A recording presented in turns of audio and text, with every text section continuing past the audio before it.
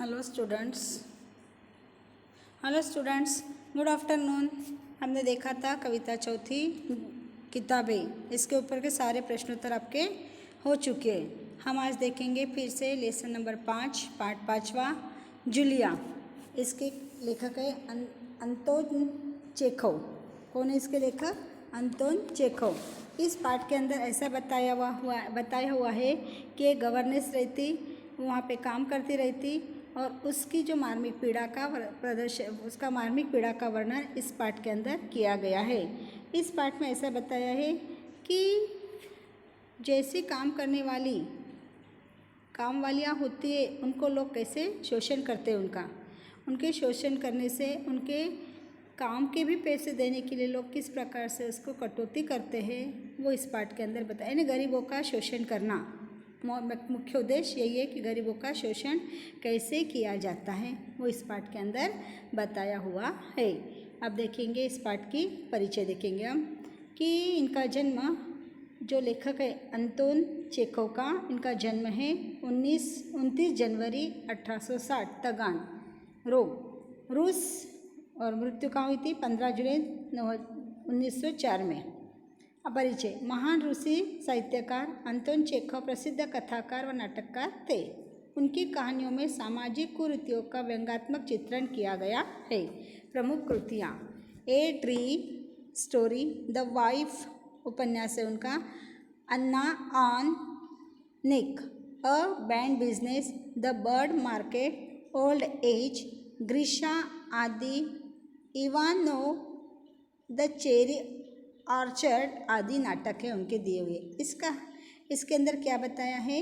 इसका आकार छोटा होने के कारण इसमें एक ही कथा होती है। इसकी कथा व संवाद अति से अंत तक रोचक व आकर्षक होते हैं। प्रस्तुत एकांकिका में रचनाकार ने दब्बूपन को त्याग कर अपने अधिकार न्याय के लिए सजग रहने के हेतु प्रेरित किया गया है कि तुम डरो मत, जो भी काम कर रहे तुम काम करते हो तो तुम्हारे को काम का ही पैसा मिलता है, और तुम लोगों ने जब काम किया है तो फिर डरना किस बात का है?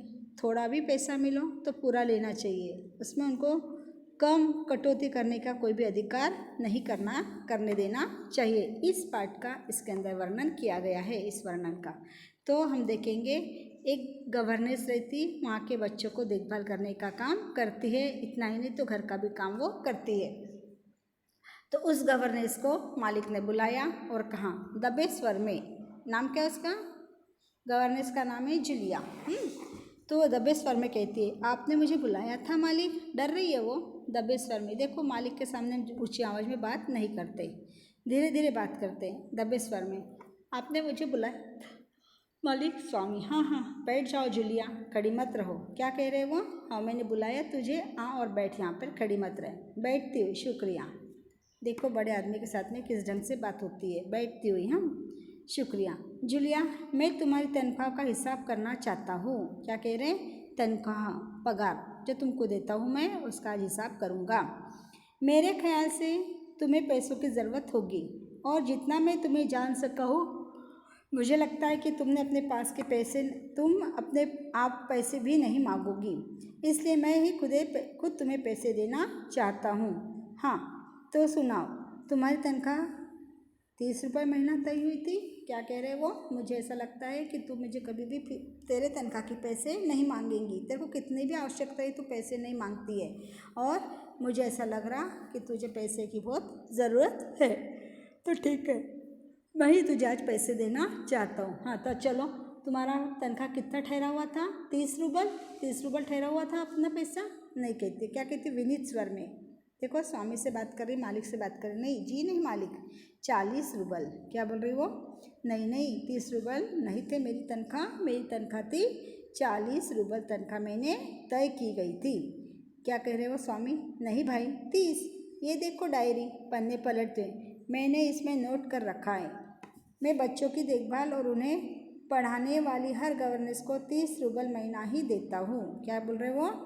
मेरी यहाँ पर जो भी गवर्नेंस रहती, मैं उनको 30 ही रूबल देता हूँ। तेरा भी मैंने 30 ही रूबल ठहराया था, देख मेरे डायरी में नोट किया हुआ है। देखते को बताओ क्या? मैं 30 ही रूबल देता था। अच्छा, तो तुम्हारे हमारे यहाँ काम करते हुए 2 महीने हुए, कितने दिन हो गए तेरे को आने? 2 महीने। वो कहती नहीं सर जी, दबे स्वर में, जी नहीं, 2 महीने 5 दिन। क्या बोल रही वो? 2 महीने तो हुए लेकिन 5 दिन ऊपर हुए हैं, तो 2 महीने 5 दिन के पैसे मेरे आपके पास में। क्या कह रही हो जूलिया? ठीक 2 महीने हुए हैं भाई, मैंने डायरी में सब नोट कर रखा है। क्या बोल रहा है वो? कि नहीं, तेरे को 2 ही महीने हुए हैं और मैंने पूरे डायरी के अंदर लिख कर रखे हैं, देख। हाँ, तो 2 महीने ही बनते हैं। 2 ही महीने तो कितने रुपये होंगे फिर? 30 और 30 60 रुपये। लेकिन 60 रुपये तभी बनते हैं जब महीने में तुम्हें एक दिन भी छुट्टी न ली हो। देखो क्या बोल रहे वो? महीने में तुमने एक भी दिन छुट्टी नहीं ली तो तेरे 60 रुपये बनते, लेकिन तुमने इतवार की छुट्टी मनाई तो इतवार के पैसे कट गए। कितने महीने में? एक महीने में 4 इतवार समझो, या 5, तो 5 और 5 4 और 5 8 9 संडे चले गए। उस दिन तुमने कोई काम नहीं किया, सिर्फ कोल्या को घुमाने ले गई हो। क्या किया तुमने उस दिन? सिर्फ कोल्या को घुमाने ले गई थी और बाकी तुमने उस दिन कुछ भी काम नहीं किया है कि नहीं?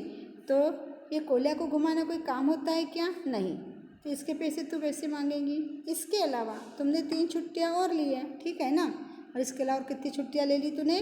3 छुट्टियाँ ली, यानी 1 हफ्ते की छुट्टी जो नज़दीक पास हो गई। फिर दबे स्वर में कहती है जी आप कह रहे हैं तो ठीक है। क्या कहती है? रुक जाती। ठीक है रुक जाती हो। अरे भाई, मैं क्या गलत कह रहा हूँ? हाँ, तो 9 इतवार और 3 छुट्टियाँ, 9 इतवार हो गए। 5 2 महीने में 9 इतवार, एक महीने में 5 और दूसरे महीने में 4, ऐसे 9 इतवार।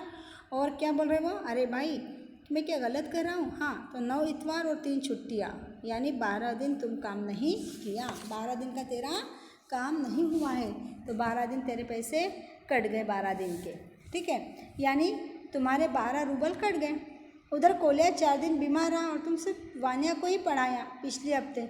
शायद 3 दिन दांतों में दर्द रहा था और मेरी पत्नी तुम्हें दोपहर छुट्टी दे दी थी, तो 12 और 7 29 नागे। हाँ, तो भाई घटा 60 में से 29 कितने रहते? 41 रुपये, ठीक है। रुआसी हो जाती है रोते सर में, जी हाँ। क्या बोल रही वो? 41 रुपये हो गए और 41 रुपये कितने दिन के? 29 दिन के, ठीक है। रुआसी हो जाती है रोते सर में, जी हाँ। वो भी डायरी पलटता है और उसको बोलता है कि तेरे इतने इतने रुपये कट हो रहे हैं। समझ में आ रहा? ठीक है, इतना देखेंगे आज।